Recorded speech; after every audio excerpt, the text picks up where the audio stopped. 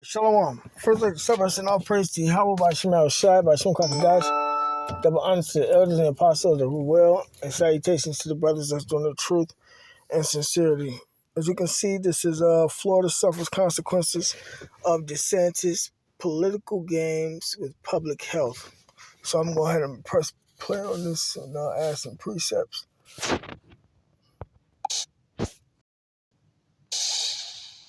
The state of Florida has issued a mosquito alert after confirming 4 cases now of malaria in Sarasota County. Concerns are growing as this marks the first time we're seeing local transmission in the U.S. in 2 decades. Those cases were discovered in Sarasota and Manatee counties, but there is concern from health officials that it could spread. Malaria, a disease transmitted by mosquitoes, something that the United States eliminated in 1951. It is back, at least in the state of Florida.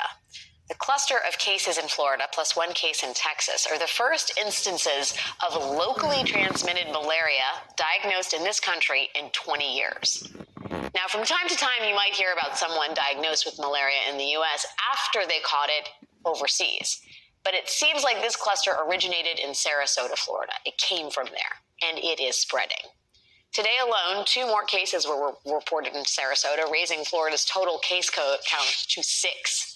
Last week, the CDC issued a health advisory warning about these cases while assuring the public that overall, the risk of contracting malaria in the U.S. remains low for most of the country. But Florida epidemiologists are concerned because, well, Florida is not the rest of the country, which is probably evident by now. But anyway, for starters, the person at the helm of Florida's Department of Health is Dr. Joseph Ladapo, and you may remember him. He is the doctor Governor Ron DeSantis appointed as Florida's Surgeon General in September of 2021, right in the middle of the COVID-19 pandemic, after Dr. Ladapo openly and incorrectly questioned the effectiveness of COVID vaccines. After Governor DeSantis announced his appointment, Dr. Ladapo announced there is nothing special about vaccines compared to any other preventative measure. It's been treated almost like a religion, and that's just senseless.